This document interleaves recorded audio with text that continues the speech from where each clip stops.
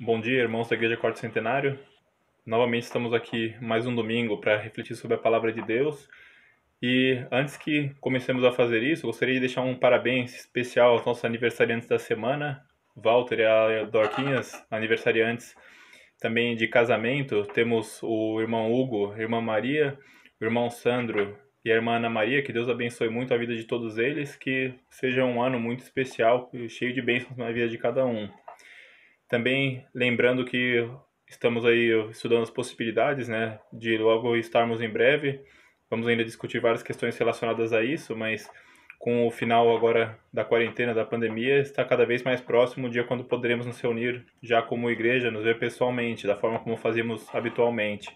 Então, oremos para que chegue mais depressa esse dia, para que logo logo possamos estar todos já com mais segurança, estar todos mais livres do que a situação onde se encontramos atualmente. E o texto que eu gostaria de trazer hoje para a nossa reflexão é, na verdade, um apanhado de textos de Efésios 5 e 6. Textos que já estudamos muitas vezes também com o pastor, na forma de vídeo também, alguns pregadores chegaram a mencionar. E é um texto muito interessante que trata de vários conselhos, né, para a vida cristã, várias admoestações para que a gente consiga viver de uma forma que agrade a Deus de uma forma prática, né? A gente sabe que os livros no Novo Testamento, as cartas, muitas vezes tem essa divisão que a gente tem na primeira parte do livro. A gente tem o que se chama de ortodoxia, que é uma teoria correta sobre a palavra de Deus, e a segunda palavra é ortopraxis, né? Uma ortopraxia, uma prática correta da palavra de Deus. Então a gente vê em várias das cartas, né, a primeira metade da carta são teorias falando sobre ressurreição, falando sobre o sacrifício de Cristo, falando sobre o que isso realizou realmente na nossa vida, o que isso daí tem a dizer sobre as nossas almas, qual é a função de vários símbolos no Antigo Testamento em relação ao Messias que havia de vir. Já a segunda parte dos livros, a maioria das cartas, traz conselhos práticos. Como eu vou realizar aquilo que eu aprendi na primeira metade no contexto da minha realidade. E a segunda metade, então, a gente tem conselhos sobre como a gente deve andar, o que a gente deve fazer quando a gente congrega, como a gente deve realizar os nossos cultos, quando a gente está junto dos não crentes, como a gente deve agir em relação aos não crentes, quando a gente está num trabalho, como a gente deve, sendo crentes, filhos de Deus, como a gente deve agir nesse trabalho. Então, esse aqui, já no final do livro, né, Efésios, a gente sabe aqui que é um livro que tem 6 capítulos até o fim, então é na segunda metade, na metade da ortopraxia, das práticas da fé cristã. E por isso tem muita coisa que não somente é fácil de entender, porque não é a parte da teoria que é mais pesado, como também são coisas que são fáceis de entender a ponto de serem realizadas. São coisas que a gente consegue colocar a mão na massa no nosso dia a dia, independentemente da nossa condição, e realizar de uma forma ou de outra. E vamos ler então, Efésios 5, a gente lê o seguinte.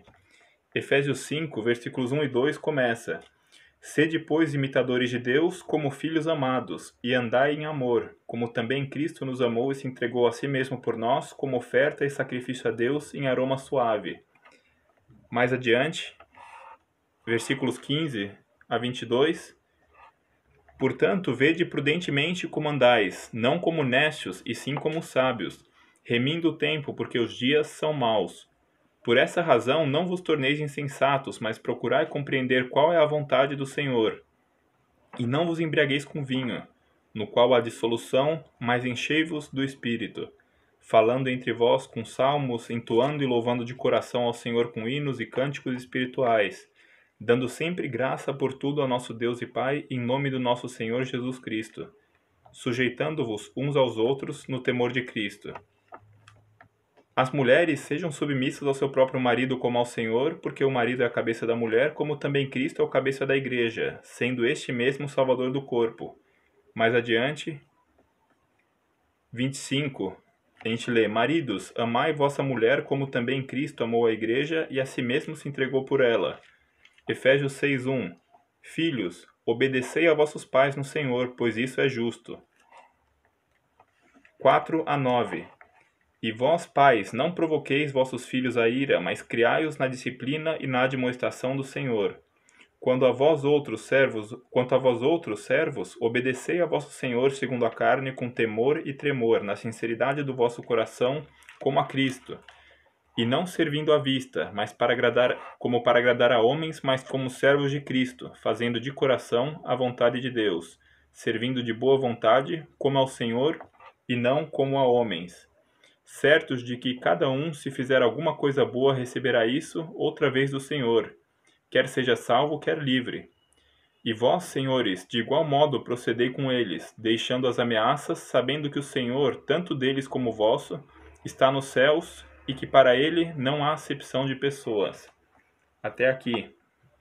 Então a gente vê que o texto de teoria que ele desenvolveu na primeira metade do livro, ele vai trazendo aplicações práticas agora no final para cristãos de diferentes castas sociais, diferentes condições consigam realizar e ser obedientes a Deus.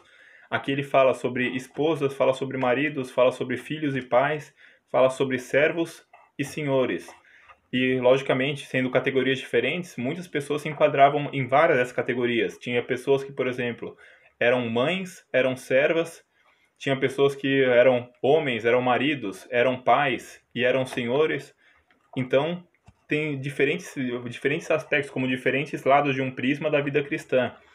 E o que é interessante aqui é que a gente vê qual é o motivo final da submissão da esposa para o marido, do amor do marido para com a esposa, do bom trato do servo com seu senhor e reciprocamente, a obediência do filho aos pais, o carinho e o cuidado dos pais para com os filhos, educando na forma correta. Qual era a base disso tudo? E isso a gente está já chegando aqui no nosso tema principal que eu gostaria de discutir com os irmãos brevemente, que é o tema de Jesus Cristo como mediador. Muito disso a gente já conhece de outros lugares da Bíblia, até mesmo de outras pregações, que Jesus, ele é o mediador da nossa fé. O que isso quer dizer? Que Jesus, ele faz esse intermédio entre Deus e os homens. A gente, estando nós em pecado, não poderíamos chegar a Deus porque Deus é justo. O nosso pecado nos destruiria. E da mesma forma, a gente não consegue obter perdão, mas a gente percebe que nossa natureza, o nosso pecado, que não deveria ser assim, porque fomos criados sem pecado. Então, a resolução para isso, de nosso lado, dessa separação com Deus e do lado de Deus, um Deus de justiça, que quer punir o mal, mas ao mesmo tempo nos ama como pecadores e quer nos salvar, a resposta é Jesus Cristo como mediador. Em Jesus Cristo a gente tem essa figura que junta essa ponte entre Deus e o homem, sendo ele os dois ao mesmo tempo. Ele é totalmente Deus e totalmente homem. De certa forma que ele pôde fazer um sacrifício perfeito. Perfeito porque ele é Deus e um sacrifício porque ele era mortal, ele era homem. Então, nisso daí, na própria figura de Jesus Cristo, a gente vê uma característica muito interessante, muito incomum, da união dessas duas naturezas, de uma forma que é um mistério. A Bíblia explica da melhor forma possível, mas ainda assim a gente não consegue, não temos uma capacidade intelectual para entender a profundidade desse mistério. Então a Bíblia nos explica da melhor forma e da forma necessária para o nosso entendimento, mas não chega a extinguir esse mistério, que é muito mais do que a gente consegue, na verdade, compreender. Mas a gente sabe então que Jesus, ele é um mediador da nossa salvação, que a gente lê inclusive, né, João 14,6, quando ele diz que ele é o caminho, a verdade e a vida e ninguém vem ao Pai a não ser por ele. A gente sabe que ele é o nosso mediador na ressurreição. 1 Coríntios 15, por exemplo, diz que se Cristo não ressuscitou, então a nossa fé é vã, ou seja, a base da nossa fé, a garantia da nossa confiança que iremos ressurgir, que iremos ressuscitar no final, depois da nossa morte, é o fato de que Cristo mesmo ressuscitou e ele promete que acontecerá o mesmo com aqueles que são filhos dele. Da mesma forma, a gente sabe também, um detalhe que até esse é menos conhecido, mas ainda assim é um fato evidente da Bíblia, que Jesus é o intermediário não somente nisso, mas na criação também. Reparem que interessante, que Cristo, ele é o intermediário. Até a gente vê em 1 João, por exemplo, que fala que tudo aquilo que foi criado através dele. Ou seja, através de Cristo, tudo foi criado. Eu lembro até quando muitas vezes tinha uma versão daquela música dos peixes, né, que cantava: Cristo fez os peixes para o rio e mar. É uma das versões que cantava assim. Eu pensava quando era criança Nossa, mas não é Cristo, né? É Deus que fez os peixes. Mas, na verdade, a figura de Cristo, sendo ao mesmo tempo homem e Deus, mas ele estava envolvido na criação. Toda a criação foi através de Jesus Cristo. Então, de certa forma, essa canção que eu imaginava estar errado, que eu achava que tinha que ser Deus fez os peixes, até algumas versões canta, né? Deus que fez os peixes para o rio e o mar. Na verdade, ambos estão corretos, né? Porque Jesus foi o intermediário, ele foi o mediador da criação também. E ele é o mediador da nova criação em nós, quando ele se torna o mediador da nossa salvação. De forma que fora dele não há quem se salve e somente através dele podemos ser salvos. Do mesma forma, a gente conhece também Jesus como o nosso mediador na santificação. O que isso quer dizer? Quer dizer que nós precisamos da misericórdia de Jesus Cristo dia após dia para que continuamos crescendo na fé e que possamos ser mais parecidos com Jesus Cristo. Nós não somente nos baseamos no exemplo dele, mas nós temos o Consolador que ele deixou para nós em lugar de si, que é o Espírito Santo. Então, Jesus ele é o intermediário também da nossa santificação, do começo da nossa fé na nossa salvação, da nossa santificação, o meio e o final da nossa fé, a ressurreição. Ele é o intermediário de tudo isso. Mas não para por aí a função de Jesus. O que é interessante é que a gente vê nesse texto, em vários outros textos na Bíblia, que a partir do momento que a gente percebe essa realidade, se abre muito isso na nossa leitura bíblica, é o fato de que para o salvo, para quem está em Cristo, Jesus Cristo é o mediador não apenas da criação, ele não é apenas o mediador da nova criação, da salvação, da ressurreição, da santificação, mas ele se torna mediador de todas as esferas humanas. Ele se torna mediador até mesmo da forma como o cristão enxerga a realidade. Eu explico isso. A gente vê nesse texto, por exemplo, falando dos relacionamentos. E qual é a base que a gente fala da submissão da esposa para o marido, do amor do marido para com a esposa, da obediência do filho para com os pais, do cuidado do pai com os filhos, da obediência do servo para com o senhor, da forma do bom trato do senhor para com o servo. Tudo isso a gente vê aqui. Sujeitai-vos a seus maridos como a Cristo. Amem e sacrifiquem-se por suas esposas como a Cristo. Filhos, sejam obedientes no Senhor. Pai, ensinai aos filhos na doutrina do Senhor. Servos, obedeceis a vossos senhores como a Cristo. Senhores, sejam bons com vossos servos, sabendo que o Senhor dele está nos céus. Então a gente vê que mesmo nessas relações humanas, Deus se torna o intermediador.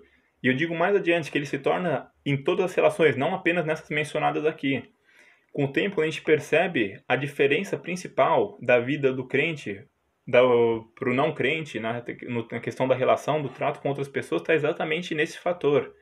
No fator de que a gente acaba se tornando pessoas melhores porque Cristo está entre eu e o meu próximo. Mesmo que eu não perceba isso, mas o Espírito Santo me leva a agir dessa forma. E leva a agir os filhos de Deus de uma forma em geral, de forma que os não crentes percebem que o trato entre os crentes e dos crentes com os não crentes é diferente. Eles percebem que muitas pessoas, inclusive, tiveram testemunhos de chegar a Cristo através da observação de como outros crentes agiam.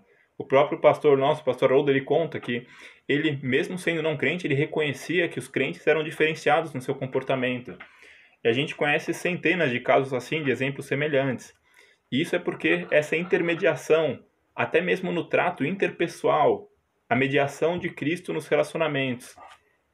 Tem muitos teólogos que chegaram a mencionar isso, um deles, inclusive, Dietrich Bonhoeffer, que era um pastor alemão que foi... não é a raça do cachorro, ele era realmente um pastor e era alemão, mas foi um pastor que, inclusive, ele foi morto na época do nazismo. Ele participou de um golpe para tirar Hitler do poder, que falhou, foi condenado como traidor. É uma longa história, mas ele chega a mencionar isso num livro de uma forma, até expandir de uma forma bem interessante, essa questão de Cristo como intermediador das relações humanas como um todo. E para encurtar a história, a gente vê que em tudo que a gente faz, Jesus Cristo, se estamos em Deus, se estamos em Cristo, Jesus é o nosso mediador. Nas relações comerciais, se eu tenho um comércio, eu ajo com honestidade. Por quê? Porque não somente porque eu espero alguma coisa boa dos homens que me elogiem por isso, ou por uma paz na consciência. Eu faço isso porque eu devo agir na minha loja, na minha profissão, no meu comércio, não importa, como se eu estivesse fazendo aquilo para Jesus. Da mesma forma, quando eu sou um cliente, eu devo tratar aquele que está me vendendo, a pessoa com quem eu estou lidando, como se fosse aquilo, como se estivesse se tratando do enviado de Cristo. Eu estou fazendo aquilo para agradar a Cristo em primeiro lugar. Então a gente vê nesse texto, expandindo mais ainda, esse contexto de Jesus Cristo como intermediador. Se estamos em Cristo, ele é o mediador de toda a nossa vida, não apenas a nossa fé. Reparem que interessante. A fé não é simplesmente aquilo que eu acredito, ele vai influenciar em toda a minha vida porque Jesus Cristo vai intermediar as minhas relações. Eu com meu filho, eu com meu amigo, eu com um desconhecido que eu encontrei na rua, eu com o meu chefe. De forma que eu vou tratar ele de uma forma diferenciada, porque Jesus vai ser o filtro através do qual nós nos relacionamos. Então, de certa forma, a gente percebe o que é interessante aqui, que mesmo as coisas mais corriqueiras do nosso dia a dia, a gente pode tornar aquilo um ministério, a gente pode tornar aquilo, digamos assim, um serviço a Deus de alguma forma, ao fazer aquilo como que se fosse para Cristo. Isso é a base do que a gente estava lendo aqui. Então a gente lê, por exemplo, que eu posso dizer, eu não estou educando meus filhos, simplesmente. Quando eu estou fazendo isso, eu estou servindo a Deus através da educação dos meus filhos. Eu não estou sendo carinhoso com a minha esposa. Eu estou agradando a Cristo através do amor, através de tentar ser um bom marido, através de dar o amor necessário para minha esposa. Eu não estou apenas se eu devolvo um troco que me foi dado a mais. Eu não estou só sendo honesto. Antes de tudo, eu estou honrando a Deus ao me recusar a pegar aquilo que não pertence a mim. Se eu estou, até por exemplo, estou cozinhando. Se eu estou fazendo isso para Deus, eu não estou apenas cozinhando. Se eu sou uma pessoa que estou em Cristo, se eu tenho Deus no coração, o fato de eu estar fazendo comida pode se tornar uma coisa muito maior, uma atividade não apenas material, mas espiritual. Porque, de certa forma, eu estou honrando a Deus através da minha culinária. Se eu estou em Cristo, eu não estou apenas fazendo uma comida. E é um fator muito interessante que a gente percebe, né? Como as atividades mais corriqueiras do nosso dia a dia, quando a gente percebe que Jesus está no meio de nós e da coisa que estamos fazendo, da pessoa com quem estamos tratando, do problema que estamos enfrentando, isso muda muito a nossa relação. Porque a gente percebe, em primeiro lugar, como a gente deve agir, e em segundo lugar, a gente percebe como a gente pode, até mesmo nas pequenas coisas, servir a Deus. A Bíblia fala muito, né, sobre essa questão de ser honesto no muito e ser honesto no pouco, para que a gente seja capaz de ser colocado no muito. Se a gente é desonesto, se a gente não age de forma correta no pouco, também vai agir de forma pior no muito. Então, isso se reflete até mesmo nessa questão da santidade. Se Jesus é o nosso intermediário de tudo aquilo que a gente faz, ele vai influenciar tudo, até mesmo a nossa visão de mundo. A forma como a gente enxerga aquilo que a gente ouve, aquilo que a gente aprende, aquilo que nos é ensinado. Tudo isso a gente vê através do prisma de Cristo. Será que aquilo está de acordo com a Bíblia? Será que é isso que eu estou ouvindo? Será que o discurso dessa pessoa está honrando a Cristo no final? E até mesmo a gente consegue fazer uma escala, né? Entre pessoas, até entre os não crentes. O que essa pessoa faz, as coisas que essa pessoa diz, o que essa pessoa pensa. Será que essas coisas estão agradando a Deus? Entre pessoas que não agradam a Deus, qual delas está mais próxima de agradar? Qual delas tem um discurso ou tem atos mais próximos daquilo que é agradável a Deus, daquilo que está de acordo com a palavra? Então, Cristo se torna o intermediário até mesmo da nossa visão, da nossa audição, dos nossos próprios sentidos se tornam submissos a Cristo para receber a informação para que será mais adiante distribuída no nosso cérebro. Então, a gente percebe que as coisas mais corriqueiras podem ser transformadas em uma forma de serviço a Cristo. E isso não depende nem sequer da nossa vontade, isso acontece automaticamente a partir do momento que a gente passa a servir a Cristo. Então, a gente pode ser desonesto nas coisas mais corriqueiras, como a gente pode tentar ser honesto, servir a Cristo nas coisas mais corriqueiras, no dia a dia. E muitas vezes a gente, pensando na Bíblia, pensando nos mártires da fé, a gente imagina, será que a gente estaria pronto? Ou até pessoas que imaginam de uma forma positiva, eu estou pronto para caso eu tenha que sacrificar minha vida pela minha fé, tenha que sacrificar minha vida pela minha igreja, eu posso fazer isso. Mas, na verdade, a maioria de nós, talvez as pessoas que estão me ouvindo aqui, nenhum de nós terá essa escolha proposta para si. A gente não vive num tempo onde algum de nós provavelmente terá que entregar a vida por causa da fé. nenhum de nós vai talvez ter um momento tão importante, ou tão de tentação tão grande, de forma que será um ato heróico abrir mão de si mesmo e seguir o caminho de Deus. As lutas que a gente enfrenta muitas vezes são lutas menores. É ser sincero no pouco. As tentações são reais, são grandes, mas são raras as lutas heróicas dos heróis da fé na vida de um cristão nos dias de hoje. Então, se isso de certa forma é uma coisa que a gente vê que a gente tem uma tarefa mais fácil do que muitas pessoas que morreram pelo Evangelho, a gente é uma bênção que a gente tem de viver num país de paz, num país onde a gente tem essa liberdade. Ao mesmo tempo, a gente reconhece que devemos ser honestos, devemos ter um cuidado especial para que sejamos honestos e estejamos honrando a Deus como intermediário naquilo que Ele coloca em nossa vida, naquilo que a providência nos determina. Então, se eu não sofro perseguição, se eu tenho liberdade, como eu vou honrar a Deus na liberdade? Eu sei como honraram na perseguição. Eu sei como honraram nas dificuldades. Se eu não estou tendo dificuldades grandes, que são comparáveis pelo menos com outros irmãos em outros lugares do mundo, como eu estou agindo, como eu estou honrando a Deus nas poucas dificuldades que eu tenho, ou nas facilidades que eu tenho, nas coisas que estão dando certo para mim, no bom e no mal. Então, para terminar aqui, uma pergunta para nós: se estamos agindo da forma correta? Será que a gente está enxergando que a forma como a gente está tratando os outros tem que ser como se fosse para Cristo? E até uma questão não somente, né, tá aquela questão muito comum que até livros foram escritos sobre isso, de em meus passos o que faria Jesus? Se Jesus estivesse no meu lugar, como ele agiria? Mas essa é uma questão que talvez não seja muito tão correta quanto aquilo que a própria Bíblia propõe. Porque muitas vezes a gente não vê condições semelhantes à vida de Cristo em nossa vida.